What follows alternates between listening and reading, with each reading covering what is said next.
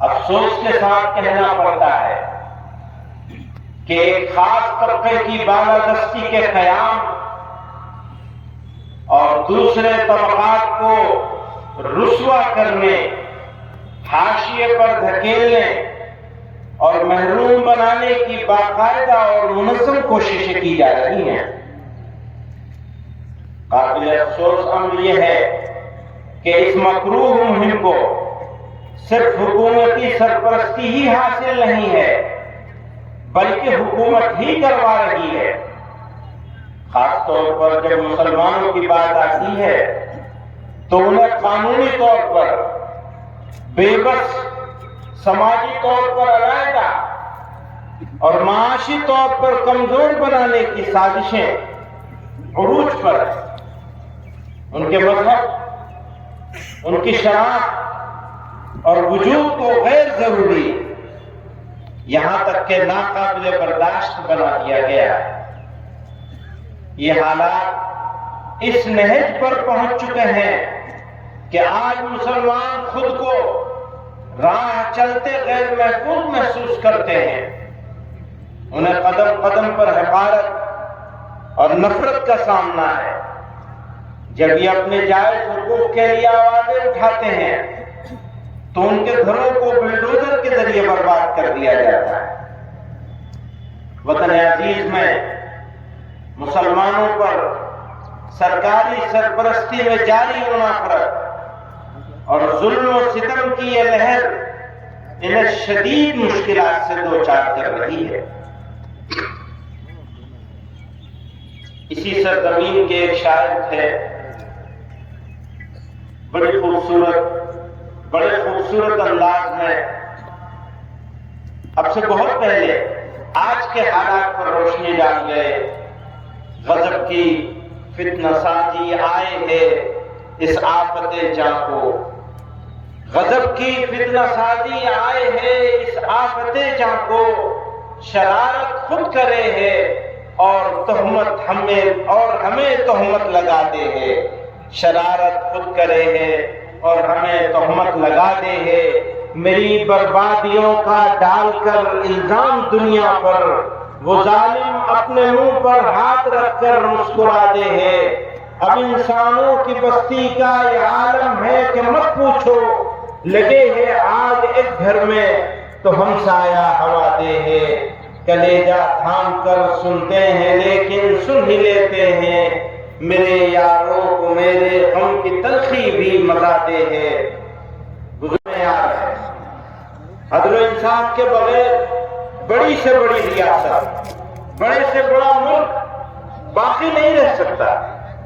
ملک میں امن و امان کا قیام اور جرائم سے پاک معاشرے کی تشکیل انصاف کے بغیر ممکن نہیں، لیکن افسوس کے ساتھ کہنا پڑ رہا ہے کہ گزشتہ کچھ عرصے سے بالخصوص بابری مسجد، طلاق ثلاثہ جیسے بہت سے مسائل پر فیصلوں کے بعد یہ تاثر عام ہو رہا ہے کہ عدالتیں ریاستوں کے دباؤ میں کام کر رہی ہیں، اقلیتوں کے آئینی حقوق اور دستور کے بعد بنیادی اصولوں کی تشریح کی ایسی مثالیں سامنے آئی ہیں جنہوں نے عدالتوں کے کردار پر سوالیہ نشان لگا دیا ہے۔ مختلف عدالتوں نے مسلم پرسنل لا سے متعلق مسائل کو لے کر جو فیصلے دیے ہیں ان سے ایسا محسوس ہوتا ہے کہ ان عدالتوں نے قانون کی تشریح کے بجائے قانون وضع کرنے کی کوشش کی ہے۔ موجودہ وقت میں پلیسز آف ورشپ ایکٹ 1991 اس کو نظر انداز کرتے ہوئے گیان واپی متھرا کے مقدمات کو قابل سماعت قرار دینے کا فیصلہ بہت واضح طور پر قابل ذکر ہے۔ اب تو وہاں بھی پہنچ گئے ہمارے بیچ میں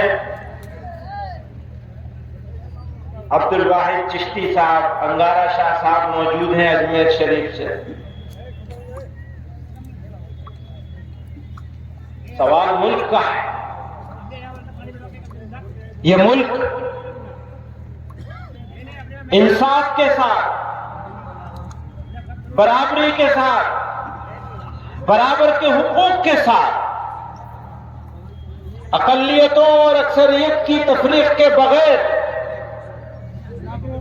ملک باقی رہے گا تو باقی رہے گا، ملک کی ترقی ہوگی، خوشحالی ہوگی،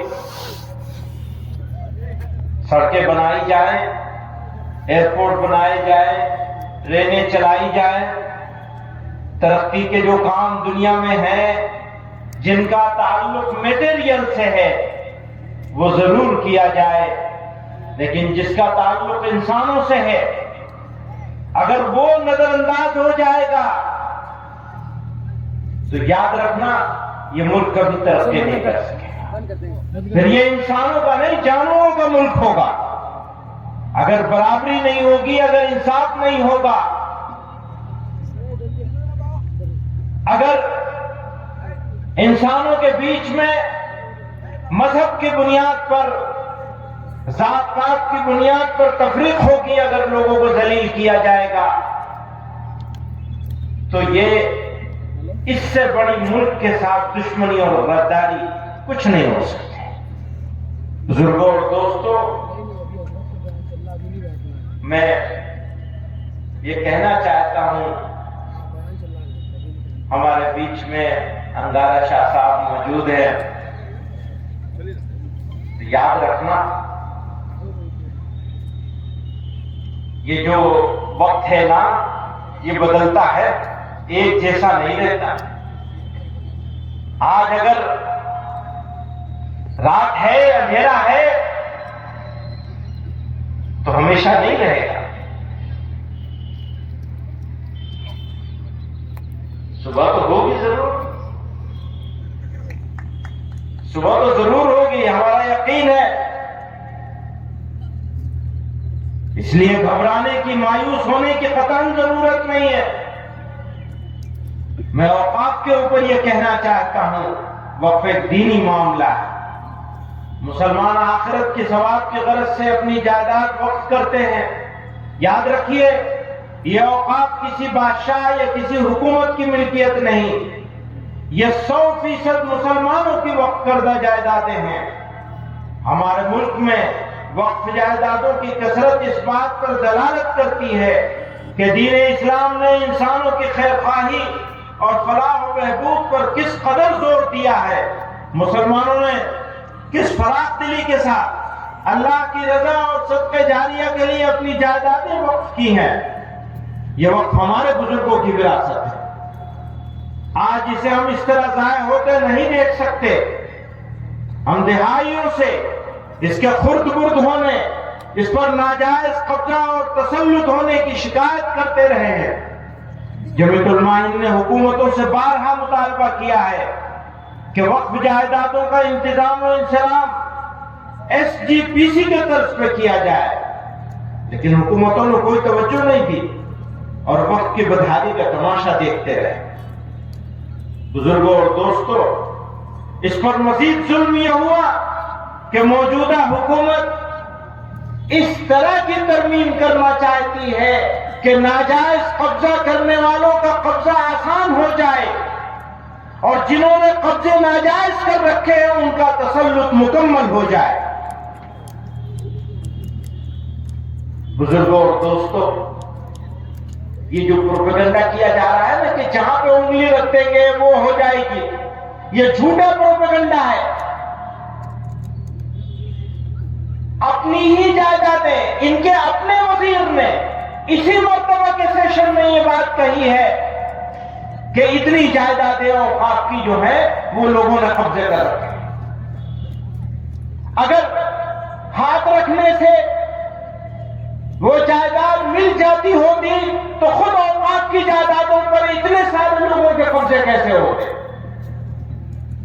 وہ جو میں نے شعر پڑھا تھا نا کہ شرارت خود کرے ہے اور ہمیں تہمت لگاتے ہیں، وہ تو بھائی قبضے تم نے کروا رکھے ہیں، اور وقت بورڈ بنتا کیسے؟ حکومتیں بناتی، ہم کہتے ہیں مسلمانوں کے ہاتھ میں ہونا چاہیے وقت بورڈ کا بنایا جانا۔ آپ نے جو موجودہ قانون ہے اس کے حساب سے آپ نے ان جائیدادوں کا انتظام کرنے کے لیے جو صوبائی اوقاف بنائے ہیں جتنے، اور سینٹرل وقف کونسل بھی، وہ سب حکومتیں بناتی، حکومتوں کے بنائے ہوئے اوقاف کے ساتھ، اور اتنی جائیدادیں آپ کو وزیر مان رہا ہے کہ اتنی جائیدادوں کو قبضہ ہے. یہ زخم دل نہیں ہے، پھول ہیں خوشبو نہ بدلیں گے، تیرا بخشا ہوا سرمایہ غم اتنا پیارا ہے کہ جام جم سے بھی ہم ایک بوند آنسو، کہ جام جم سے بھی ہم ایک بوند آنسو نہ بدلیں گے. میرے دوستو، مزاج دعوتی بنانا ہے. پروردگار عالم نے ہم کو اس سرزمین پر پیدا کیا، اور ہمارے لیے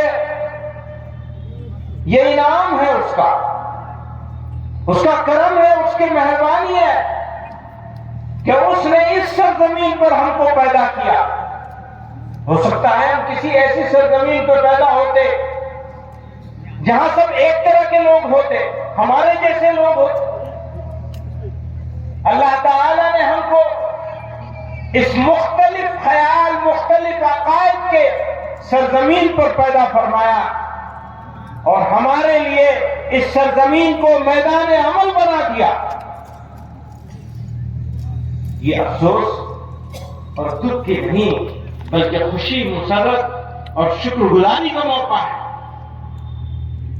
ہمیں یہاں موقع ملا ہے اللہ اور اس کے رسول صلی اللہ علیہ وسلم کی اطاعت کے ذریعے اسلام کی حقانیت اور اسلام کی دعوت پہنچانے کا. ضرورت اس بات کی ہے کہ مزاج دعوتی ہو، عداوتی نہ ہو.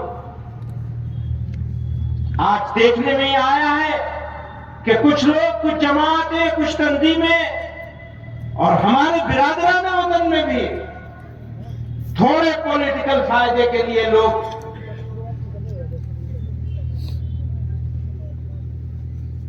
دشمنی، نفرت پھیلا کر، تقسیم کر کے لوگوں کو بانٹ رہے ہیں، بانٹنے کا کام کر رہے ہیں. مجھے بتایا جائے کہ اگر اس ملک میں بسنے والے لوگ بٹیں گے، بانٹے جائیں گے، تو ملک کے ساتھ دوستی ہوگی یا دشمنی ہوگی. اس سے بڑی غداری کچھ ہو نہیں سکتی کہ ایک طبقے کو الگ کر دیا جائے، الگ تھلگ کر دیا جائے، محروم کرنے کی کوشش کری جائے، ذلیل اور رسوا کیا جائے. میرے بھائیوں، وقت کا تقاضا ہے کہ میں اپنی بات ختم کر لوں. ایک آخری بات کہہ کر کے اپنی بات ختم کر لوں گا. قرآن کریم میں اللہ تعالیٰ نے ارشاد فرمایا فَاصْبِرْ كَمَا صَبَرَ أُولُو الْعَزْمِ مِنَ الرُّسُلِ. سورہ احزاب میں اللہ تعالیٰ ارشاد فرماتے ہیں کہ صبر کرو جیسا کہ اولو العزم رسولوں نے صبر و استقامت سے کام لیا، اور خدا پر بھروسہ کرو. اسی طرح سورہ احزاب ہی میں، وہ سورہ احقاف میں تھا، یہ سورہ احزاب میں ہے وَدَعْ عَذَاهُمْ وَتَوَكَّلْ عَلَى اللَّهِ. اور ان کی ایذا رسانی کو نظر انداز کرو. ہاں تکلیف ہم کو ہوگی، تکلیف پہ ہم آواز بھی اٹھائیں گے، لیکن فیصلہ پروردگار کے ہاتھ میں رہے گا. ہم صبر کریں گے استقامت کے ساتھ، ان کی ایذا رسانی کو نظر انداز کریں گے اور خدا پر بھروسہ کریں گے. جب ہمارا مزاج اگر دعوتی ہو جائے تو قرآن کریم نے ارشاد فرمایا ادعو الی سبیل ربک بالحکمت والموعظۃ الحسنۃ وجادلہم باللتی ہی احسن. اپنے رب کے راستے کی طرف حکمت اور اچھی نصیحت کے ساتھ بلاؤ، اور ان سے اس طریقے سے بحث کرو جو سب سے اچھا ہو، سب سے بہتر ہو. اسی طرح اللہ تعالیٰ نے قرآن میں ارشاد فرمایا ادفع باللتی ہی احسن فإذا الذي بينك وبينه عداوة كأنه ولي حميم. برائی کو بھلائی کے ساتھ، یاد رکھیے برائی برائی سے دور نہیں ہو سکتی. قرآن میں اللہ کہہ رہے ہیں برائی کو بھلائی کے ساتھ دور کرو تو تمہارے اور جس شخص کے درمیان دشمنی ہوگی وہ اس وقت ایسے ہو جائے گا جیسے وہ گہرا دوست. یہ ہمیں سمجھیے کہ ہم کو خوشخبری دی جا رہی ہے. میں نے کہا دعوتی مزاج کی ضرورت ہے، عداوتی نہیں. یاد رکھیے شہاب الدین غوری کی دلی چھوڑ کر سلطان الاولیاء سلطان الہند خواجہ خواجگان حضرت خواجہ معین الدین چشتی اجمیری رحمت اللہ علیہ پرتھوی راج چوہان کے اجمیر میں آئے. وہ غوری کی دلی چھوڑی اور پرتھوی راج چوہان کے اجمیر میں پہنچے. لوگ کہتے ہیں ایسا کر دیا ہوتا تو آج ہم آرام سے ہوتے، اگر ویسا کر دیا ہوتا تو ہم آرام سے ہوتے، ہم چلے گئے ہوتے، ان کی بات مان لی ہوتی.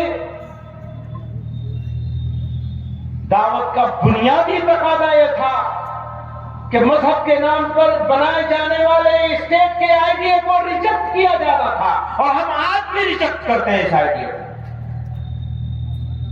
اس طرح سے نہیں. چھوڑ دیجیے مائک کو بالکل. آپ نے پہلے ہی 1 گھنٹہ خراب کیا. کام کی بات نہ ہو، نعرے بازی ہوتی رہے، پورے قوم کا مزاج پر خراب کر دیا، نعرے بازی میں لگا دیا، کام کرنے کو تیار نہیں ہے، اپنے بچوں کی تعلیم کی طرف توجہ نہیں ہے، معاشرے میں رسم و رواج سے لڑنے کو تیار نہیں ہے. من مرضی چلے گی مسلمانوں کی. مسلمانوں اگر تمہاری من مرضی چلے گی تو پھر تمہارے اوپر شیطان کی حکومت چلے گی. جب اللہ کی حکومت نہیں چل سکتی، جب رسول اللہ کی حکومت نہیں چل سکتی صلی اللہ علیہ وسلم، بھیا درود تو پڑھ لو کم سے کم. صلی اللہ علیہ وسلم. ان کی حکومت نہیں چلتی تو کس کی چلے گی؟ کس کی حکومت چلے گی؟ اگر ان کی نہیں چلے گی تو کس کی چلے گی؟ شیطان کی چلے گی، ظالم کی چلے گی. اگر ظالم کی حکومت ہمارے اوپر چلے گی تو پھر ہو گیا کیا؟ پھر کون سا اسلام ہے؟ کس مسلمان کی بات کرتے ہو؟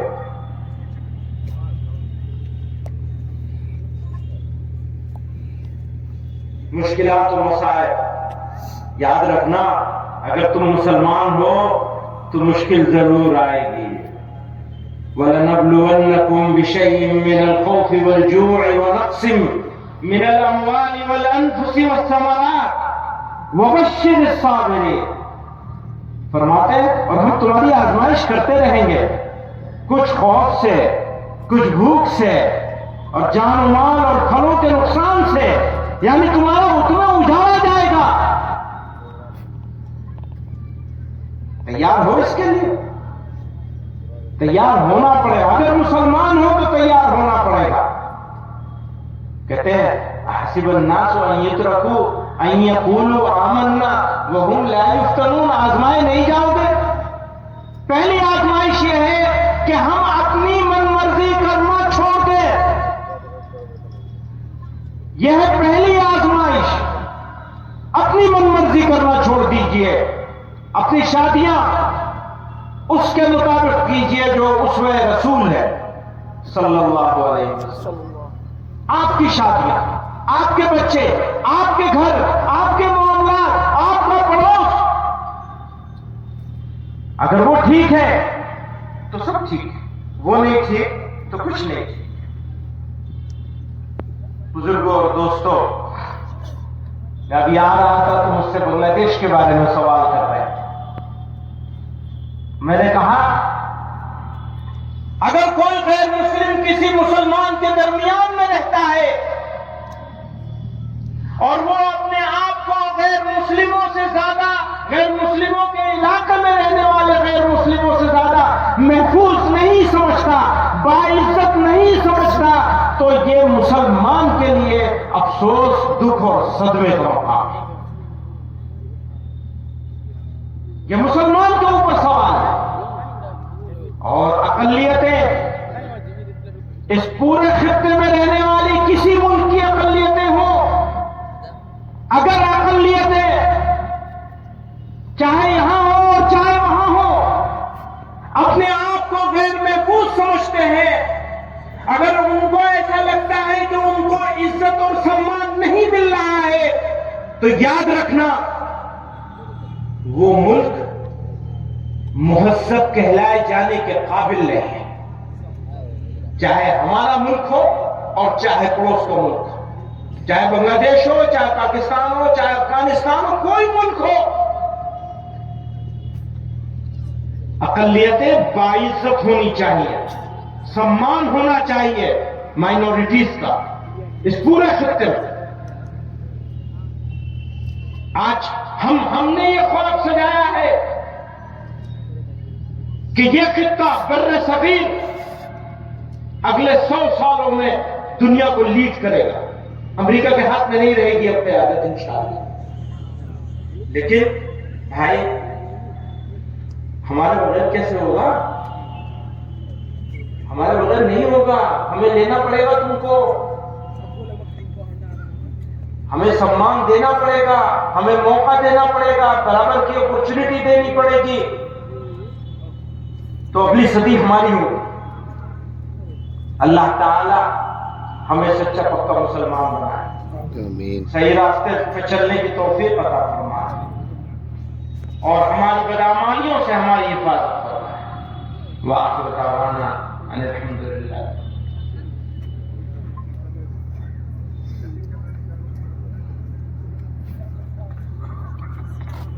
آج کے اس عظیم الشان اور تاریخ سال اجلاس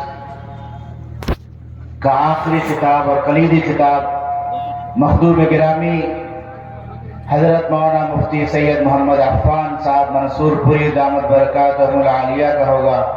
میں بہت ہی ادب و احترام کے ساتھ حضرت سے درخواست کرتا ہوں کہ آپ تشریف لائیں، اپنے پرمغز خطاب اور عزت آمیز دعا سے اس مجلس کے اختتام تک پہنچائیں. میں تمام حضرات بیٹھے رہے، دعا ہوگی.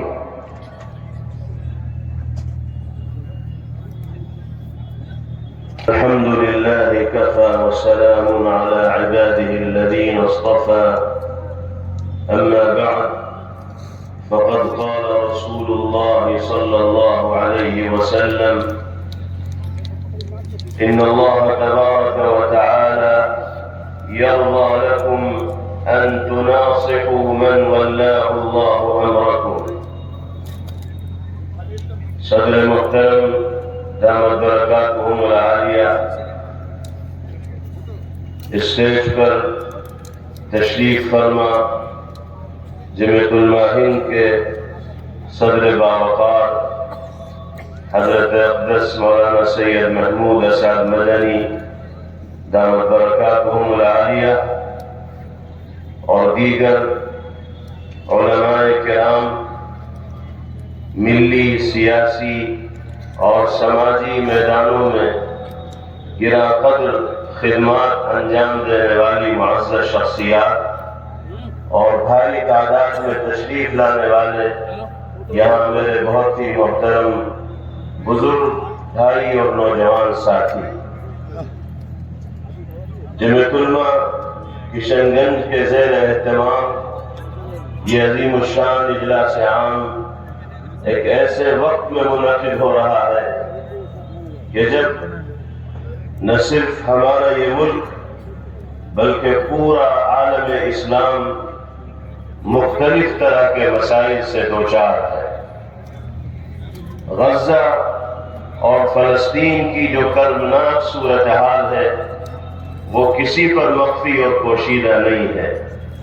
1 سال سے زائد کا عرصہ بیت چکا ہے اور ظالم و جابر طاقتیں برابر اہل غزہ اور اہل فلسطین پر ظلم و جبر اور تشدد کا سلسلہ جاری رکھے ہوئے ہیں.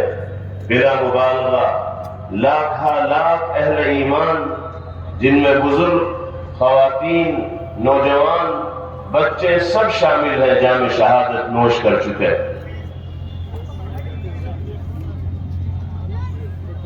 دنیا کی وہ طاقتیں جو اپنے آپ کو امن عالم کا عالم بردار اور ٹھیکیدار کہتے نہیں تھکتی، ان کی زبانوں پر تالے لگے ہوئے ہیں اور کوئی ظالم اسرائیل کو اور اس کی پشت پناہی کرنے والی طاقتوں کو روکنے کے لیے تیار نہیں۔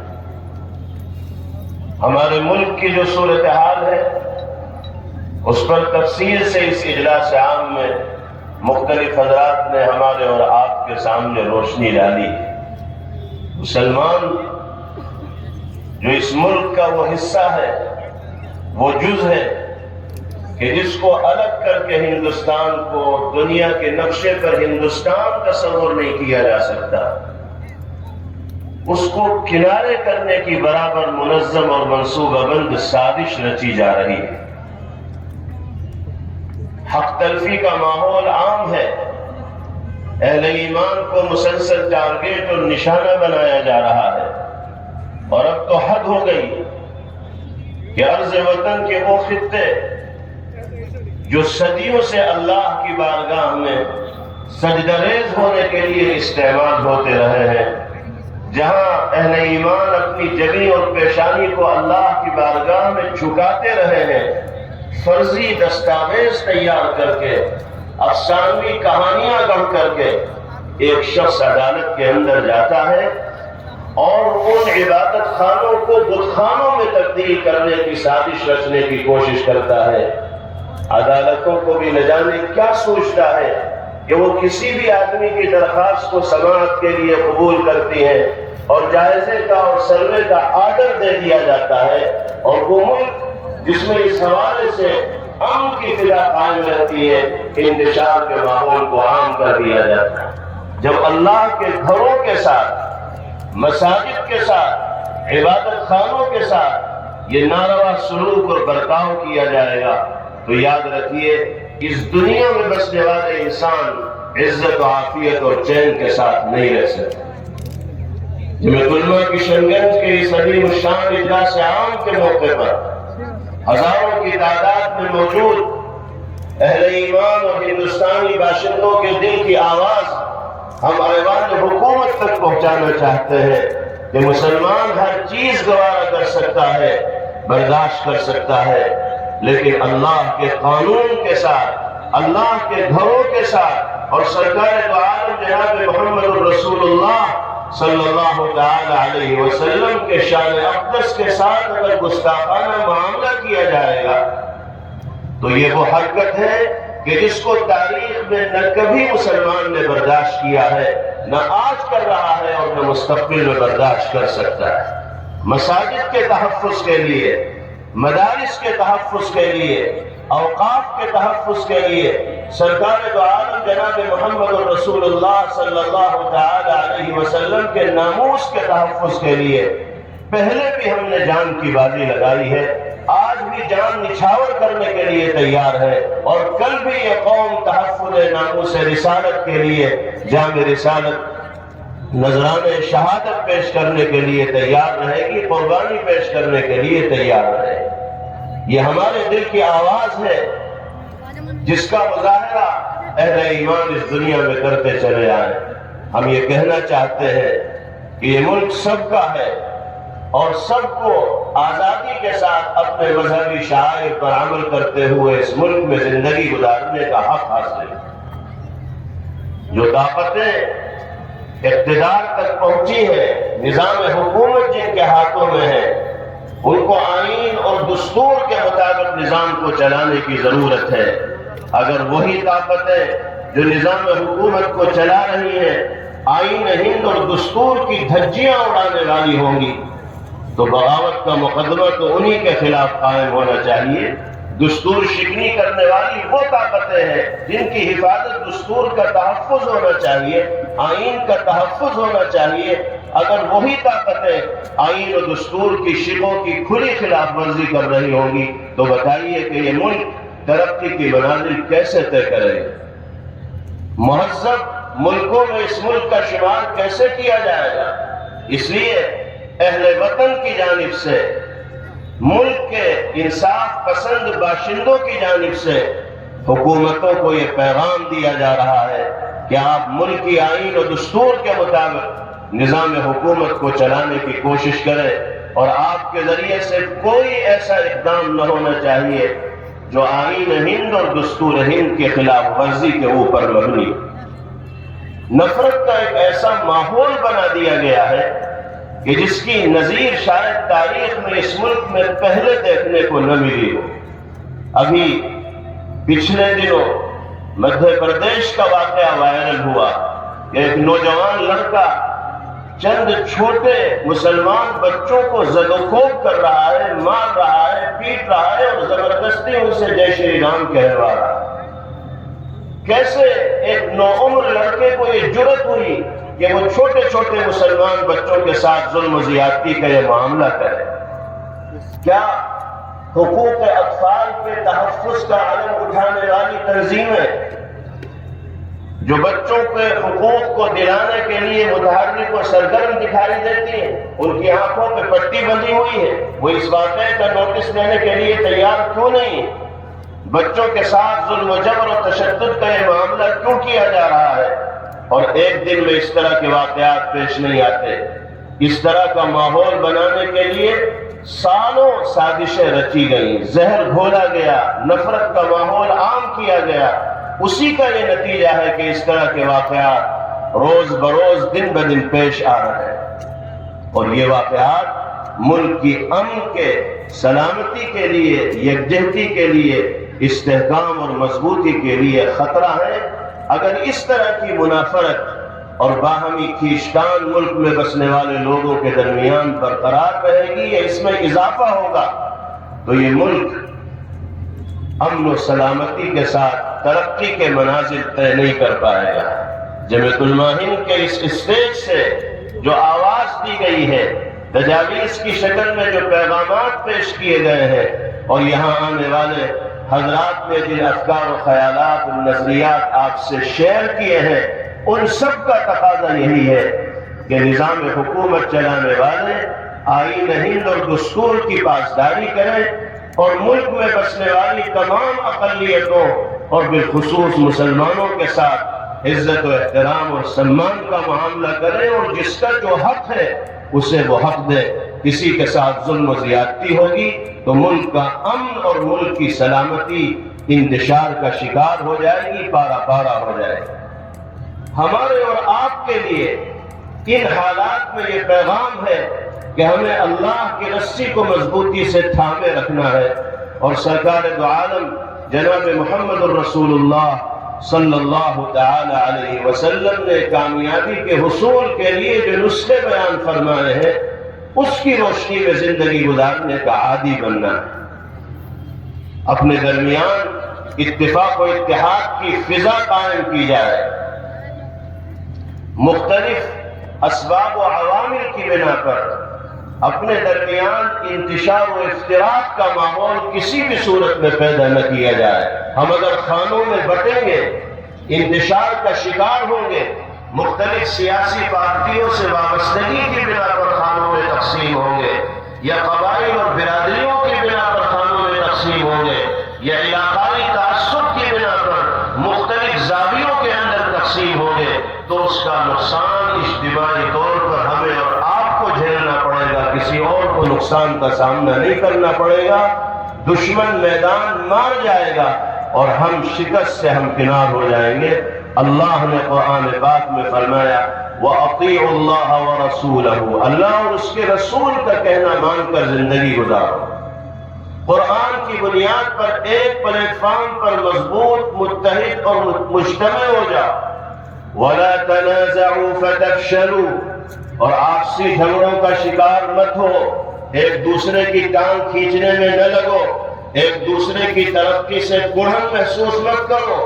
اگر تم آپسی اختلاف و انتشار اور تنازعات کے شکار بنو گے، فَتَفْشَلُوا، تو ناکامی تمہارا مقدر بن جائے گی، وَتَذْهَبَ رِيحُكُمْ، اور تمہاری ہوا اکھڑ جائے گی، تمہارا وجود رسمی وجود بن کر رہ جائے گا، حقیقی وجود کی دولت سے تم محروم ہو جاؤ گے۔ وَاصْبِرُوا، جم جاؤ، دین پر استقامت کا مظاہرہ کرنے والے بنو، شریعت و سنت کے تقاضوں پر عمل کرتے ہوئے زندگی گزارو۔ ان اللہ مع الصابرین، اللہ کی نصرت و مدد انہی خوش نصیب لوگوں کے شامل حال ہوتی ہے جو اللہ اور اس کے رسول صلی اللہ علیہ وسلم کی مرضی اور منشا کے مطابق زندگی گزارتا ہے۔ میرے بھائیوں بزرگوں، جو حالات بھی ہمارے اس ملک میں ہیں یا ساری دنیا کے اندر ہیں، وہ اللہ رب العزت والجلال کی مرضی اور منشا کے مطابق ہی ہے۔ اس لیے کہ ہمارا یہ یقین ہے کہ کائنات میں ایک ذرہ ادھر سے ادھر نہیں ہو سکتا باری تعالیٰ کی مرضی کے بغیر۔ درخت کا کوئی پتا حرکت نہیں کر سکتا۔ اگر ظلم و جبر اور تشدد کا مظاہرہ کرنے والی طاقتیں اقتدار کی گلیاروں میں گھوم رہی ہیں اور نظام حکومت ان کے ہاتھ میں ہے، تو اللہ نے چاہا تو وہ طاقتیں وہاں پہنچی، اللہ نہ چاہتے تو ان طاقتوں کی رسائی وہاں تک نہ ہو پاتی۔ سب چیزیں اللہ کے نظام کے تابع ہیں۔ ہمیں اس پہلو پر بھی غور کرنا چاہیے کہ ان آزمائشوں کا، امتحانات کا ہمیں شکار کیوں ہونا پڑ رہا ہے۔ اس کی بنیادی وجہ یہ ہے کہ اگر ہم اللہ کو ناراض کرنے والے کاموں کو کرنے کے عادی بنیں گے تو اللہ کے غضب اور غصے کو دعوت دینے والے بنیں گے، اور اللہ کو راضی اور خوش کرنے والے کام کریں گے تو اللہ کی نگاہ رحمت و عنایت کے مستحق بن جائیں۔